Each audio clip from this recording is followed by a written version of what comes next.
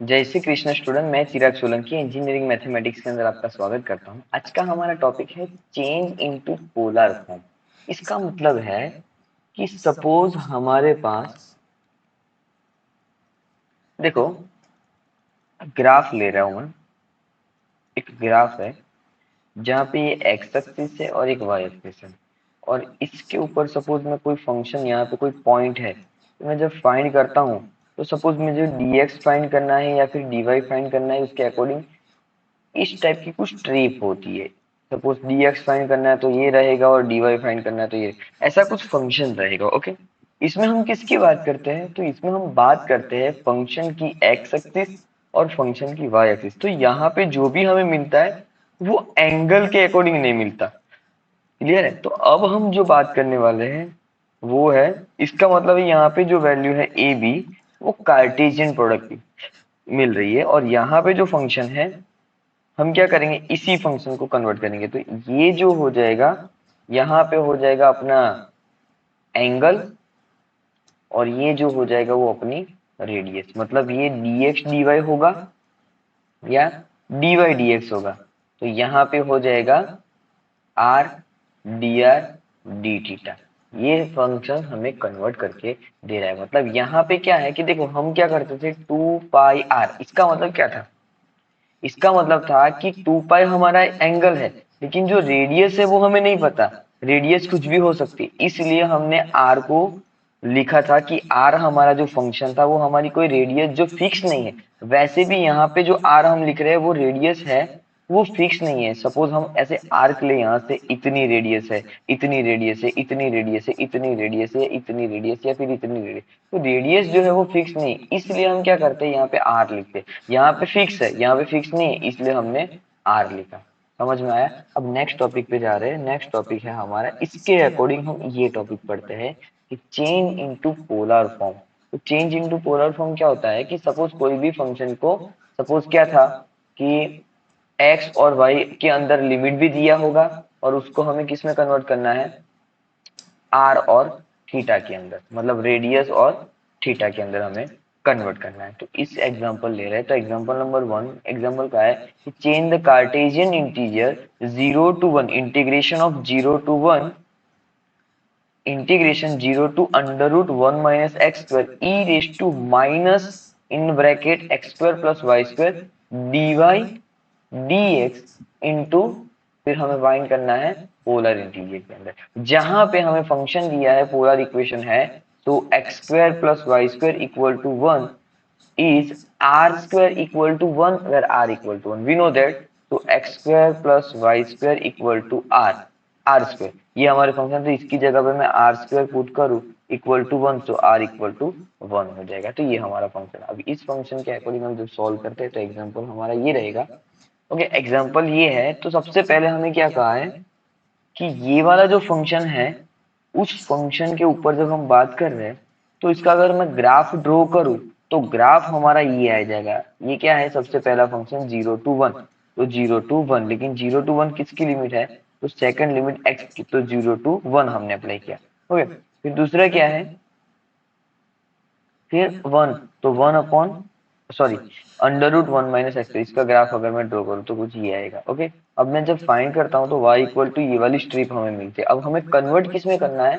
Polar form में। इसका मतलब है जो x है वो, x और y जो है वो r और थीटा के अंदर हम कन्वर्ट करेंगे। तो r और थीटा के अंदर हम कन्वर्ट करते हैं तो ये हो जाता है। तो इसको सॉल्व कैसे करते हैं? तो सबसे पहले कि r की जगह पे हमने क्या लिया है, सो यहाँ पे देखो, आर की जगह पे हम क्या लिए, तो आर इक्वल टू 0। ये कैसे आया?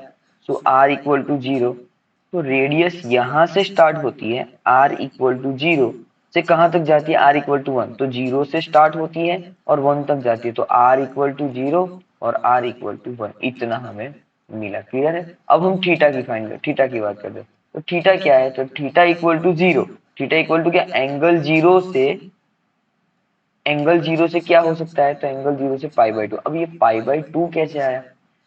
तो ये जो थीटा π/2 आया वो, सपोज ये फर्स्ट क्वाड्रेंट के ऊपर है, यहां से यहां तक के बीच में देखो 0 है, यहाँ पे है पाई, और हमारा फंक्शन यहाँ से यहाँ तक ही है। देखो यहाँ पे और यहाँ पे दोनों पॉइंट के बीच में ही फंक्शन है, तो ये पाई बाई टू ही रहेगा। देखो यहाँ से यहाँ तक पॉइंट में ही है, तो फंक्शन यहाँ से यहाँ तक कौन सा क्वाड्रेंट, फर्स्ट क्वाड्रेंट के अंदर 0 टू पाई बाई टू की वैल्यू होती है। तो हमारा थीटा जो आया वो यहाँ से यहाँ इससे ज्यादा नहीं हो सकता, तो हुआ 0 टू पाई बाई टू। अब क्या हमारा फंक्शन होगा, x इक्वल टू हमें ऑलरेडी गिवन है, ये फॉर्मूला है, x equal to cos theta होता है और y equal to sine theta होता है। ये हमारा यूनिट सर्कल के ऊपर से आता है। तो इसमें पहली वैल्यू जो होती है वो कॉस थीटा की होती है और दूसरी वैल्यू साइन थीटा की होती है। वैसे ही x और y जैसे लिखते हैं ना, x की वैल्यू कॉस और y की वैल्यू साइन, वैसे यहाँ पे x equal to r cos theta r sine theta. अब इसको सॉल्व करेंगे तो क्या हो जाएगा, तो देखो साइड को, तो फंक्शन यहाँ ये वाला फंक्शन था ऑलरेडी हमारे पास, इसको कन्वर्ट करेंगे तो क्या हो जाएगा, फर्स्ट वैल्यू तो dx dy में से क्या करेंगे, dr d थीटा।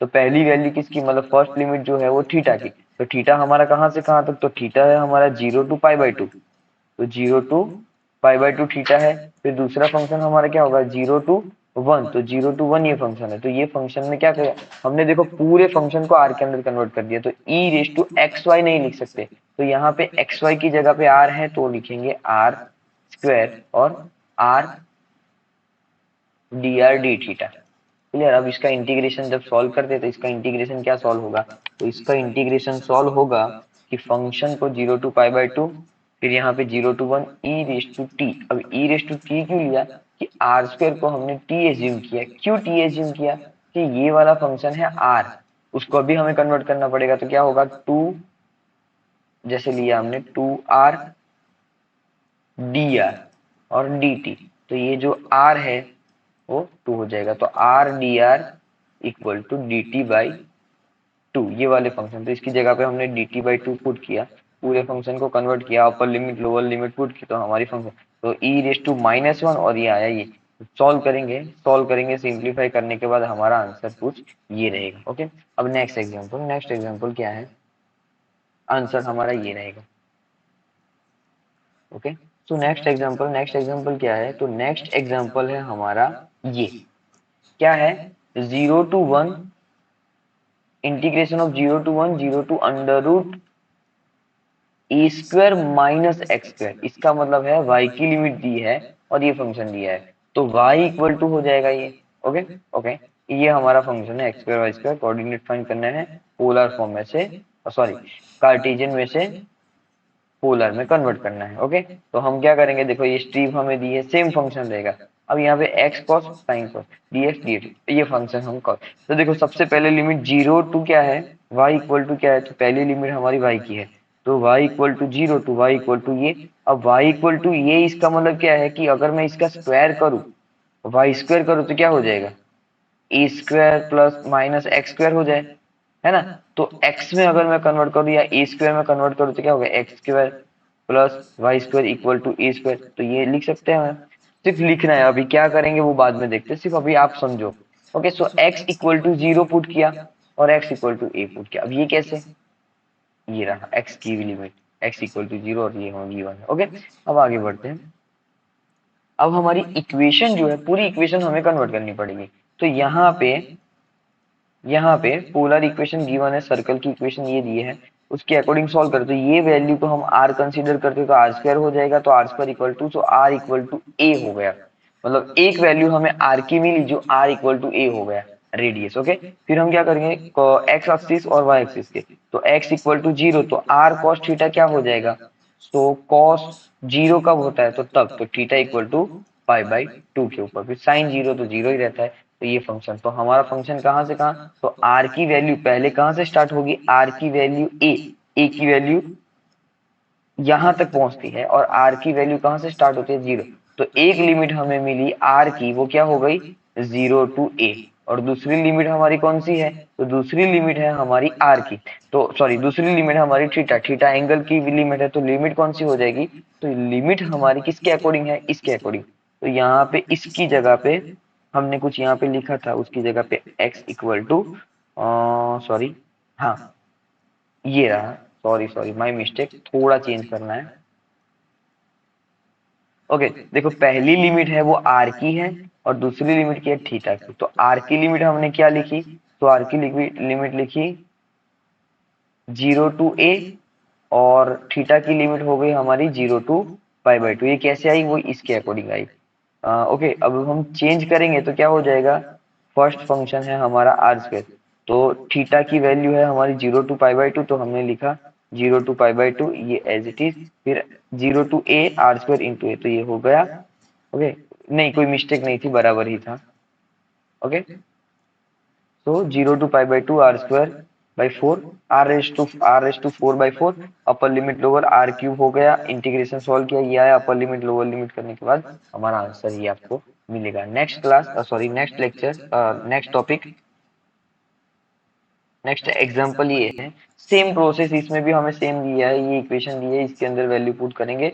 आर की वैल्यू हमने फाइंड की, मतलब एक्स की वैल्यू ये है, वाई की वैल्यू जो गिवन है वो, फिर y = 0, y = a, एक्स की वैल्यू y की वैल्यू पुट करेंगे, r हो जाएगा r = 0, r = a, theta π/2 value put करेंगे। पुट करने के बाद फिर से कन्वर्ट करने के बाद हमारा फंक्शन ये हो जाएगा r² r⁴ साइन स्क्वायर, इसकी value upper limit value put करेंगे, साइन थीटा है तो थीटा का वैल्यू बाद में 1 - cos थीटा वाली, मतलब इक्वेशन के अकॉर्डिंग ट्रिगोनोमेट्री से फिर सॉल्व करेंगे तो पाई ये वाला इक्वेशन आ जाएगा। तो ये हमारा फाइनल आंसर है। कुछ एग्जाम्पल ये है जो मोस्ट टाइम की है, एक बार ट्राई कर लीजिएगा, ना समझ में आए तो फिर मुझे कमेंट बॉक्स में लिखिए। नेक्स्ट टॉपिक है हमारा ट्रिपल इंटीग्रेशन। देखो ट्रिपल इंटीग्रेशन होता क्या है, ट्रिपल इंटीग्रेशन क्या है कि अभी तक हमने डबल इंटीग्रेशन किया, सपोज dx dy है, तो हम क्या अप्लाई करते हैं, ये फंक्शन के साथ फर्स्ट लिमिट और ये फंक्शन के साथ सेकंड लिमिट। इसका मतलब है लिमिट फंक्शन दिया है, सॉरी इंटीग्रेशन फंक्शन दिया है, उसमें हम अप्लाई करें। तो देखो यहाँ पे हम क्या करेंगे, ट्रिपल इंटीग्रेशन, ट्रिपल इंटीग्रेशन में हमें फंक्शन दिया है, तो सबसे पहले हम ये अप्लाई करेंगे, तो ये लिमिट हो गई हमारी इतने फंक्शन की, तो विथ रिस्पेक्ट टू क्या है, तो dx, तो विथ रिस्पेक्ट टू dx, फिर विथ रिस्पेक्ट टू dy, फिर विथ रिस्पेक्ट टू dz, फिर विथ रिस्पेक्ट। ओके, ऐसे सॉल्व करते हैं। तो हमारा फंक्शन कुछ इस प्रकार का है, 0 to 2, 2 to 3 और 0 to 1 x y z function दिया है। अब इसके अकॉर्डिंग हम सॉल्व करें तो पहले हम सॉल्व किसको करेंगे, विथ रिस्पेक्ट टू ये वाला फंक्शन सॉल्व करेंगे, फिर ये वाला, फिर ये वाला, फिर ये वाला।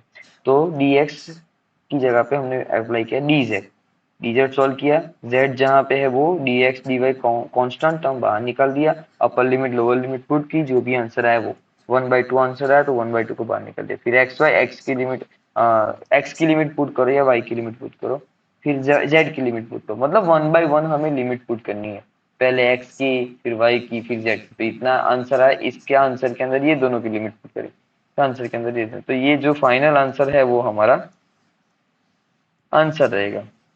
सिंपल, सभी एग्जांपल के अंदर यही करना है। देखो ये फंक्शन था, ये फंक्शन के ऊपर भी है सेम, ये फंक्शन के ऊपर भी हमें क्या करना है, dx dy 1 दिया है, फंक्शन दिया है, अप्लाई करेंगे, आंसर मिल जाएगा। सभी फंक्शन के अंदर ये सॉल्व करना है। तो यहाँ पे हमारा ये चैप्टर खत्म हो रहा है। नेक्स्ट क्लास से हम स्टार्ट करेंगे वेक्टर कैलकुलस। ओके, यहाँ तक किसी भी स्टूडेंट को कुछ प्रॉब्लम है तो कमेंट बॉक्स के अंदर कमेंट लिख सकता है।